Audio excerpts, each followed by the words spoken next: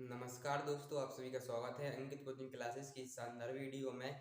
दोस्तों, आज की वीडियो हम पढ़ेंगे प्रश्नावली 4.3 का क्वेश्चन 5वां। दोस्तों, इससे पहले हम 4 क्वेश्चन कर चुके हैं। यदि आपने नहीं देखे तो आप हमारे चैनल की प्लेलिस्ट पर जाकर चेक कर सकते हैं, क्योंकि दोस्तों ये 4 क्वेश्चन हमारे एग्जाम के लिए बहुत ही इम्पोर्टेंट है।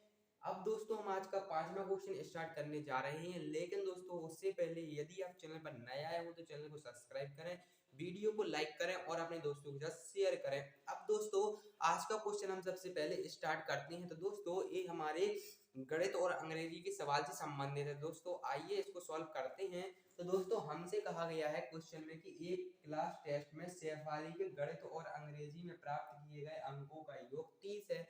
दोस्तों, एक शेफाली नाम की लड़की है जिसने गणित और अंग्रेजी में 30 अंक प्राप्त किए हैं टोटल मिलाकर। यदि उसको गणित में 2 अंक अधिक और अंग्रेजी में 3 अंक कम मिले होते। अब दोस्तों, क्वेश्चन कह रहा है यदि उसको गणित में 2 अंक अधिक और अंग्रेजी में 3 अंक कम मिले होते तो उनके अंकों का योग 210 होता। तो दोस्तों, शेफाली के दोनों विषयों के अंकों का गुणनफल 210 होता।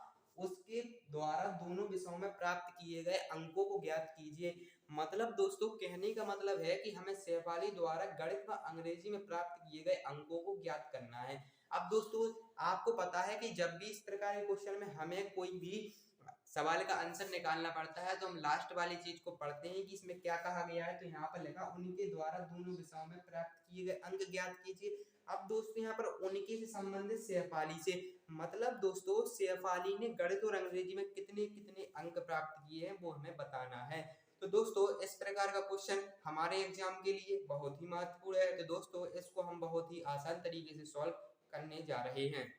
अब दोस्तों, यहाँ पर हमें पता नहीं है कि उसने अंग्रेजी में कितने अंक ज्ञात किए हैं और इंग्लिश में कितने और मैथ में कितने अंक ज्ञात किए हैं, लेकिन दोस्तों हमें ये जरूर पता है कि दोनों विषयों के अंकों का योग 30 है। आप बोर्ड पर पढ़ सकते हैं। तो दोस्तों, इस स्थिति में हम क्या करेंगे, हम दोस्तों अंग्रेजी या गणित में से किसी अंक को x मान लेंगे। मतलब हम यहाँ पर लिखेंगे, पहले हम हल करना प्रारंभ करेंगे। तो दोस्तों, हम लिखेंगे शेफाली द्वारा गणित में प्राप्त किए गए अंक x हैं, ताकि दोस्तों हम आपको एक क्वेश्चन आसानी से बता सकें। तो दोस्तों, पहले हम यहीं से स्टार्टिंग करेंगे, फिर आपको समझाना प्रारंभ करेंगे।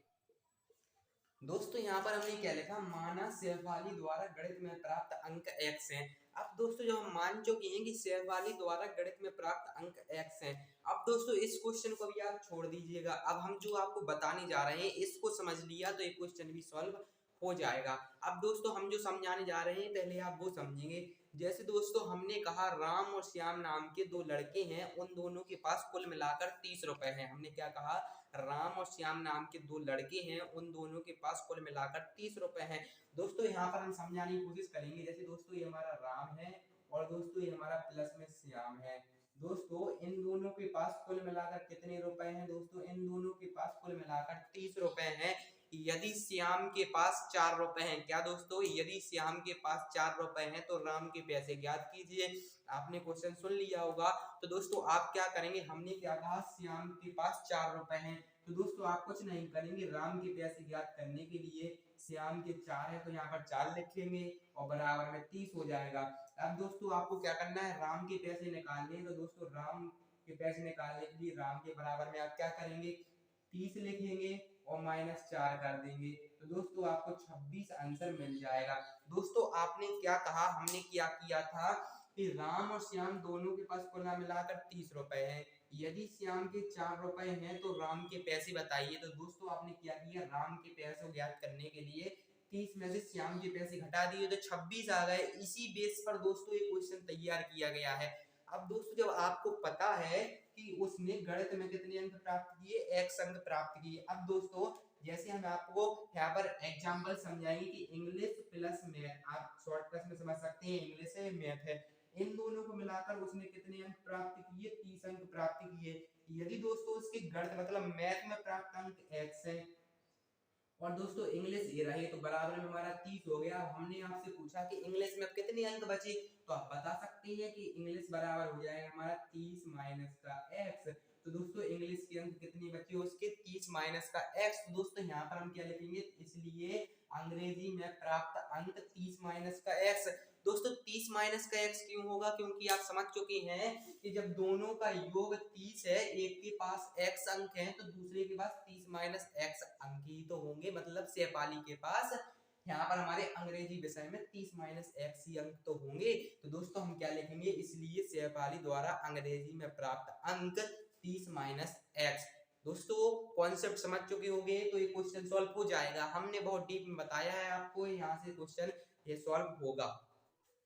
अब दोस्तों यहाँ पर हमने क्या लिखा, इसलिए शेफाली द्वारा अंग्रेजी में प्राप्त अंक 30 माइनस का x। अब दोस्तों ये क्वेश्चन हमारा बिल्कुल क्वेश्चन का बेस बन चुका है। दोस्तों अब इस क्वेश्चन को हम बहुत आसानी से सॉल्व कर सकते हैं, लेकिन दोस्तों क्वेश्चन को सॉल्व करने से पहले हम इसको रफ करेंगे, फिर हम आपको आगे सॉल्व करना बताएंगे बहुत ही इजी आराम तरीके से। अब दोस्तों आपको पता है कि यहाँ से हम प्रश्नानुसार लिखकर क्वेश्चन को सॉल्व करते हैं ताकि हम थ्योरी से बच सकें और एग्जाम में समय भी बचा सकें। तो दोस्तों सबसे पहले यहाँ पर हम लिखेंगे प्रश्नानुसार। अब दोस्तों यहाँ पर हमने लिखा प्रश्नानुसार। अब दोस्तों हमसे क्वेश्चन में क्या कहा उसने कि एक क्लास टेस्ट में शेफाली के गणित और अंग्रेजी में प्राप्त किए गए अंकों का योग 30 है।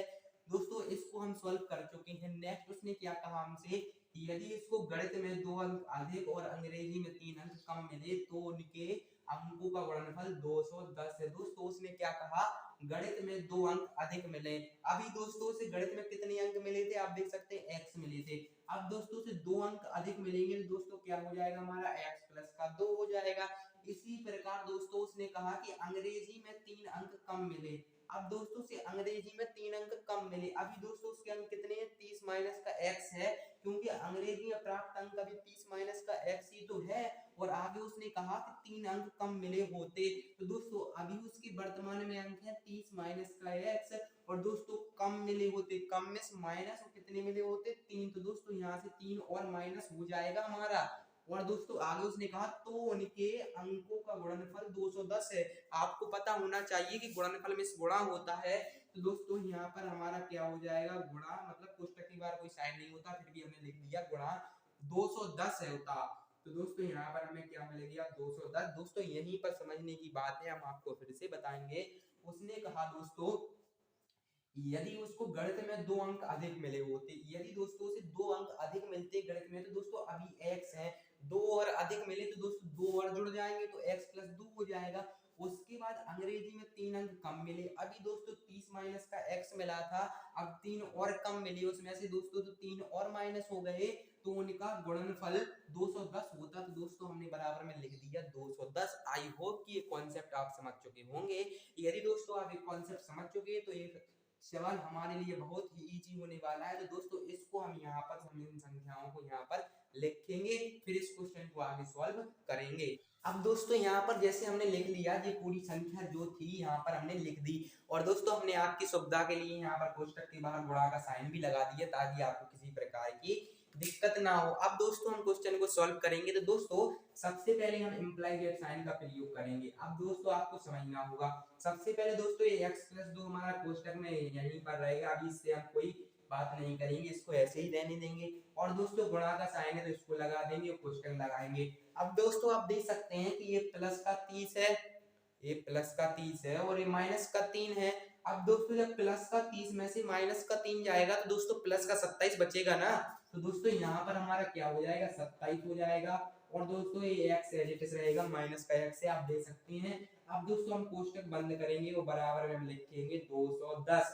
उम्मीद करते हैं कि आपने कॉन्सेप्ट को समझा होगा। हमने यहाँ से कुछ नहीं किया, 30 में से 3 को घटाया तो 27 आ गया, x एज इट इज था तो उसको लिख दिया और बराबर में 210 कर दिया। अब दोस्तों आपको पता है कि जब भी दो कोष्टक होते हैं और इनमें गुणा होता है तो सबसे पहले हम पहली संख्या का पूरे अंदर वाले कोष्टक में गुणा करते हैं, फिर उसके बाद दूसरी संख्या का भी अंदर गुणा करते हैं। तो दोस्तों अब यहाँ पर हमारा गुणा होने जा रहा है। तो दोस्तों कुछ नहीं करना, सबसे पहले इम्प्लाइड का साइन लगाएंगे। अब दोस्तों इस x का गुणा सबसे पहले 27 में होगा, तो दोस्तों हमारा 27 कितना हो जाएगा, x हो जाएगा। इसके बाद दोस्तों अब इसी x का गुणा माइनस के x में होगा, तो दोस्तों जब हम x का गुणा माइनस के x में करेंगे तो माइनस का x स्क्वायर हो जाएगा। दोस्तों यहाँ पर हो गया माइनस का x स्क्वायर। इसके बाद दोस्तों हम 2 का गुणा अब किस में करेंगे, 27 में करेंगे तो दोस्तों 27 दूनी हो जाएगा चौवन, तो दोस्तों हमारे पास प्लस का आ जाएगा चौवन। और इसके बाद दोस्तों अब ये माइनस का साइन है तो इसको भी लगा दिया। अब दोस्तों हम इस 2 का गुणा इस x में करेंगे तो दोस्तों माइनस का 2x हो जाएगा और दोस्तों बराबर में हमारे पास 210 ही रहेगा। अब दोस्तों हम यहाँ पर एक चीज और बताना चाहेंगे कि बहुत से बच्चों को एक कंफ्यूजन होता है कि ये माइनस कहाँ से आया, ये प्लस कहाँ से आया, ये माइनस कहाँ से आया, यही को समझेंगे। दोस्तों यहाँ पर कुछ साइन नहीं होता तो प्लस का माना जाता है और दोस्तों यहाँ पर कुछ साइन नहीं है तो प्लस का माना जाएगा। जब दोस्तों प्लस की संख्या गुणा प्लस में करेंगे तो प्लस ही आएगा। उसके बाद दोस्तों ये प्लस का x और ये माइनस का x है, जब दोस्तों प्लस का x माइनस के x से गुणा करेगा तो माइनस का x स्क्वायर हो जाएगा। उसी प्रकार दोस्तों 2 का गुणा हमने 27 में किया तो प्लस का 54 हो गया। अब दोस्तों ये प्लस का 2 है और दोस्तों ये माइनस का x है तो दोस्तों यहाँ पर माइनस का 2x हो गया और बराबर में दोस्तों 210 मिल गया। उम्मीद करते हैं हम कि आप ये कॉन्सेप्ट समझ चुके होंगे। इसके बाद दोस्तों हम इस क्वेश्चन को आगे सॉल्व करने जा रहे हैं। अब दोस्तों सबसे पहले हम इस माइनस एक्स स्क्वायर को आगे लिखेंगे क्योंकि आपको पता है हम स्क्वायर की संख्या सबसे पहले आगे लिख देते हैं ताकि हमें आसानी हो। तो दोस्तों ये माइनस का एक्स स्क्वायर हमने पहले लिख दिया। उसके बाद दोस्तों आप देख सकते हैं प्लस का 27x है और ये माइनस का 2x है। अब दोस्तों प्लस के 27x में से माइनस का 2x जाएगा दोस्तों प्लस का 25 मतलब 25x बचेगा। तो दोस्तों यहाँ पर हमारे पास क्या बचेगा, प्लस का 25x बचेगा। तो दोस्तों हमने उसको भी लिख दिया। अब दोस्तों उसके बाद आप देख सकते हैं कि ये प्लस का 54 है, आप देख सकते हैं ना प्लस का 54 है। अब हम इसको पक्षांतर करेंगे तो ये 210 माइनस 54 होना चाहिए क्योंकि ये प्लस की संख्या है, बराबर के सोल लेकर आएंगे तो ये माइनस की हो जाएगी। तो दोस्तों यहाँ पर हमारे पास बराबर में क्या हो जाएगा, 210 हो जाएगा और माइनस का 54 हो जाएगा। दोस्तों यहाँ पर आपको समझना होगा कि ये प्लस का 54 है, इसको हमने पक्षांतर किया तो माइनस का 54 हो गया और ये 210 पहले से तो यहाँ पर भी है। अब दोस्तों आगे क्वेश्चन और सॉल्व होगा तो दोस्तों सबसे पहले हम ब्रैकेट का साइन लगाएंगे।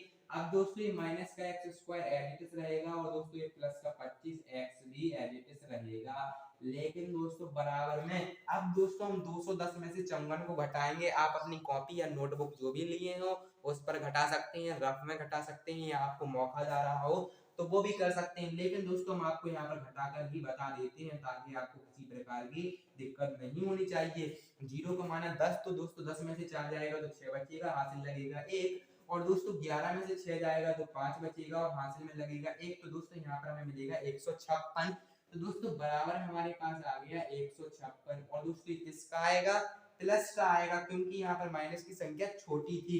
इसके बाद दोस्तों कुछ नहीं करना, बराबर में हम 0 लेकर आएंगे और इस प्लस के 156 को बराबर के उस ओर भेज देंगे तो ये माइनस का हो जाएगा। दोस्तों सबसे पहले हम यही करते हैं। तो दोस्तों आपको कुछ नहीं करना, सबसे पहले दोस्तों ये माइनस का एक्स स्क्वायर एज रहेगा और दोस्तों ये 25x भी इसी प्रकार रहेगा। लेकिन दोस्तों ये प्लस का 156 उस ओर जाएगा, आप देख सकते हैं हमने पहुंचा दिया उसको। तो दोस्तों माइनस का 156 हो गया और बराबर में हमको मिल गया 0। क्या मिल गया दोस्तों, बराबर में हमको 0 मिल गया। प्लस का 156 इस ओर गया तो माइनस का 156 हो गया। अब दोस्तों यहाँ पर हम इसको रफ करेंगे, फिर हम आपको यहाँ पर सॉल्व करना आगे बताएंगे। अब दोस्तों हम क्या करेंगे, सबसे पहले यहाँ पर एक लाइन ड्रॉ करेंगे ताकि आप अलग अलग क्वेश्चन को समझ सकें। दोस्तों हम बहुत डीप में जाकर बता रहे हैं, आपको समझना ही पड़ेगा। अब दोस्तों आपको मैंने एक चीज बताई थी कि जब भी यहाँ पर आगे माइनस चिन्ह मिल जाए तो माइनस चिन्ह को हम कॉमन ले लेते हैं। अब दोस्तों आपको पता होना चाहिए कि जब भी हम माइनस साइन को कॉमन लेते हैं, माइनस चिन्ह को कॉमन लेते हैं तो अंदर मतलब माइनस के आगे जितनी संख्याएं होती हैं सारी संख्याओं के साइन बदल जाते हैं। मतलब कहने का मतलब ये आप यहाँ पर समझ सकते हैं, ये माइनस हमने चिन्ह कॉमन लिया तो यहाँ पर माइनस का एक्स स्क्वायर प्लस का एक्स स्क्वायर हो गया। उसके बाद एक प्लस का 25x था, ये माइनस का 25x हो गया। और उसके बाद दोस्तों ये माइनस का 156 था तो ये प्लस का 156 हो गया और बराबर में दोस्तों 0 हो गया।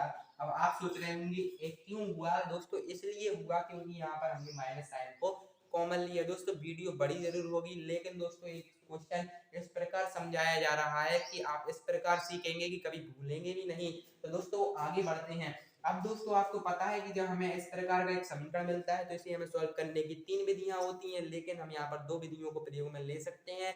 या तो हम इसको श्रीधराचार्य विधि या सूत्र विधि से सॉल्व करेंगे तो ये पहली विधि हो गई और दूसरी विधि दोस्तों हमारी गुणनखंड विधि होगी। यदि दोस्तों इसके गुणनखंड निकलते हैं तो हम इसे गुणनखंड विधि से सॉल्व करेंगे। अब दोस्तों हम देखते हैं कि इसमें गुणनखंड विधि लगेगी या श्रीधराचार्य विधि लगेगी।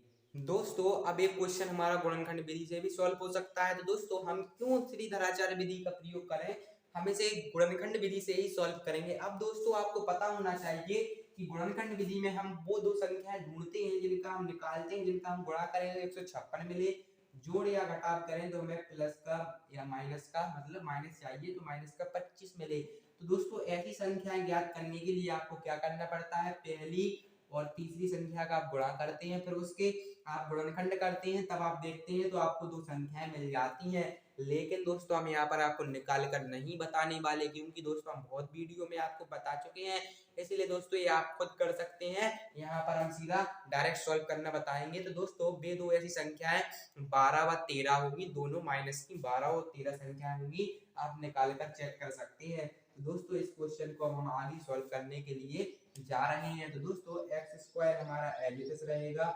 उसके बाद दोस्तों पहली संख्या हमको मिली माइनस का 12x और दूसरी मिली माइनस का 13x, और दोस्तों प्लस का हमारे पास होगा 156 और बराबर में हो जाएगा 0।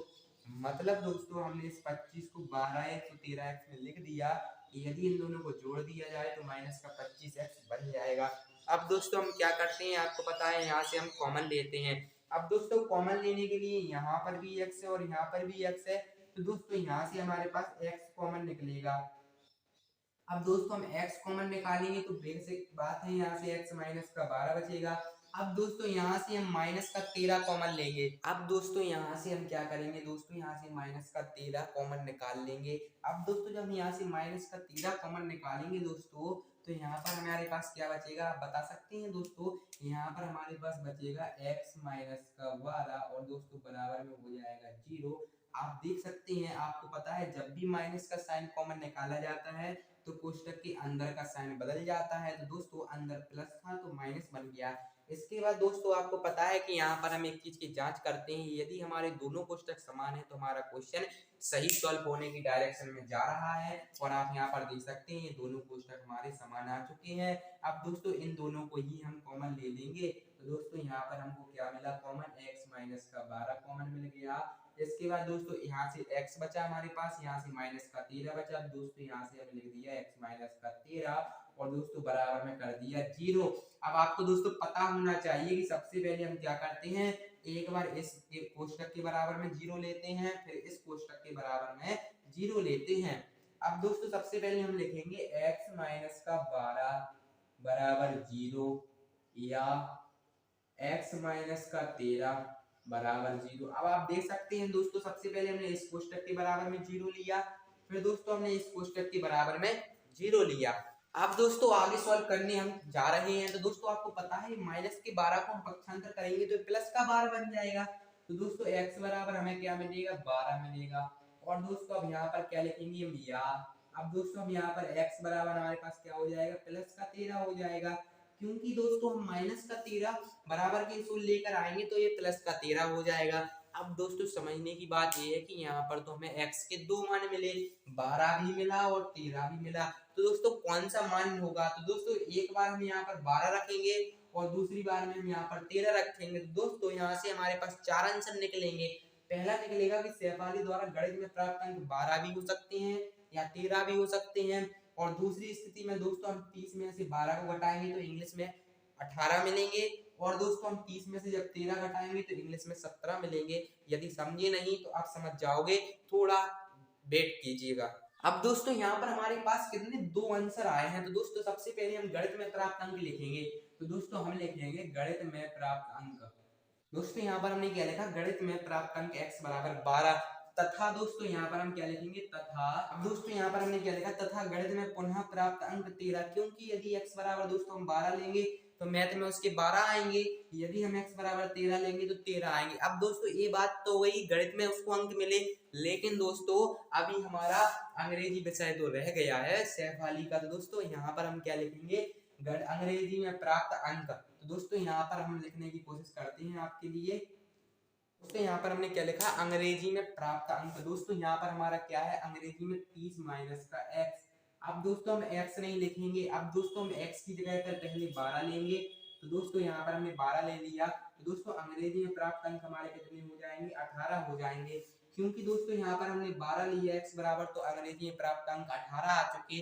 अब दोस्तों हम क्या लिखेंगे, अंग्रेजी में पुनः प्राप्त अंक। दोस्तों अब हमने क्या लिखा, अंग्रेजी में पुनः प्राप्त अंक 30 माइनस का 13 इक्वल टू दोस्तों हमें मिलेगा 17। मतलब दोस्तों उसे इस क्वेश्चन में हमारे 4 आंसर आए। या तो दोस्तों उसको गणित में 12 और 13 अंक मिले होंगे, और दोस्तों उसे अंग्रेजी में 18 और 17 अंक मिले होंगे। दोस्तों क्योंकि x के दो मान पॉजिटिव मिले, इसलिए यहाँ पर 4 आंसर निकले। यदि दोस्तों x का मान 1 आता तो यहाँ पर 2 आंसर मिलते। इसी के साथ दोस्तों यह क्वेश्चन समाप्त होता है। और दोस्तों यह क्वेश्चन हमारे एग्जाम के लिए बहुत महत्वपूर्ण है, इसलिए हमने इस क्वेश्चन को इतने डीप में बताया। आप चाहें तो इसका स्क्रीनशॉट भी ले सकते हैं। तो दोस्तों इसी के साथ ये क्वेश्चन समाप्त होता है। उम्मीद करते हैं कि आपको इस क्वेश्चन के सारे कंसेप्ट समझ में आए होंगे। इसी के साथ ये वीडियो समाप्त होती है। यदि दोस्तों आपको वीडियो पसंद आई हो तो वीडियो को लाइक करें, चैनल को सब्सक्राइब करें और अपने दोस्तों के साथ शेयर करें। दोस्तों इसके बाद हम प्रश्नावली 4.3 का क्वेश्चन छठवां करेंगे। तब तक के लिए धन्यवाद।